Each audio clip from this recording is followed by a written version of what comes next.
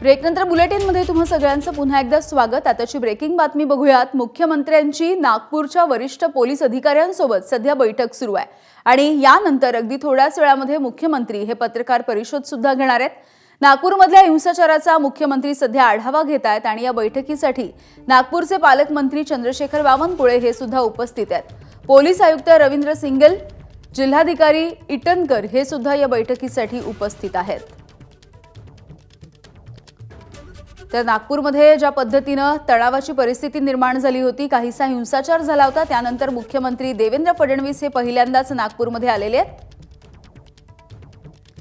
तुषार कोहळे आमचे प्रतिनिधी आपल्याला माहिती देत आहेत। तुषार, ही बैठक होतीये, वेगवेगळ्या म्हणजे तणावग्रस्त भागांचाही आढावा घेतला जातोय या बैठकीमध्ये। निश्चितच यामिनी जर का आपण बघितलं, जवळपास 6वा दिवस आहे नागपूरमध्ये हिंसाचार झाल्यानंतर त्या संपूर्ण परिसरामध्ये संचारबंदी आहे आणि शहराच्या इतरही संवेदनशील भागामध्ये संचारबंदी लावण्यात आलेली आहे। महत्त्वाची गोष्ट की नागपूर पोलिसांनी जो आतापर्यंत तपास केला त्या तपासामध्ये अनेक धक्कादायक पुरावे पोलिसांच्या हाती लागलेले आहे।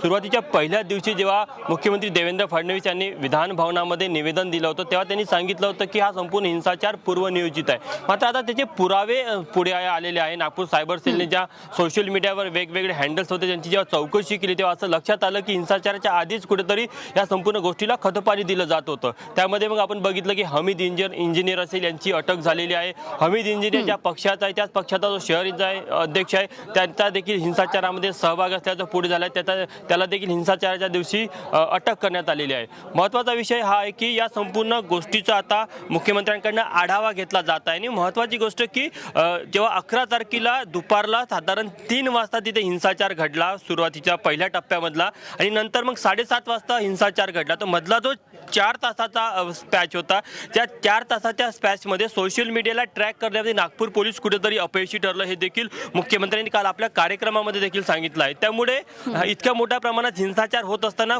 पोलिसांचे जे गुप्तहेर खातं आहे ते देखील अपयशी ठरलं, पोलिसांचं नियोजन हे अपयशी राहिलं आहे। त्यामुळे निश्चितच फक्त मुख्यमंत्री एका बाजूने या गोष्टीचा आढावा घेत नाहीत, दोन्ही बाजूने आढावा घेत आहे की एकीकडे हिंसाचार झाला, हिंसाचार रोखण्यामध्ये कुठं अपयश आलं आणि सोशल मीडिया ट्रॅक करण्यामध्ये नागपूर पोलीस का अपयशी ठरले या संपूर्ण गोष्टीचा आढावा घेतला जात आहे। सोबतच या व्यतिरिक्त आपण बघितलं की ज्या ज्या भागामध्ये आता संचारबंदी आहे, पुढील काळामध्ये ईद आहे, त्यानंतर गुढीपाडवा आहे, मोठ्या प्रमाणामध्ये बाजारपेठा बंद आहेत। अशा परिस्थितीमध्ये सणांच्या पार्श्वभूमीवरती सुद्धा आता काही उपाययोजना करता येतात का, खबरदारी घेतली जाते का, हे बघणं महत्त्वाचं आहे। धन्यवाद माहितीसाठी।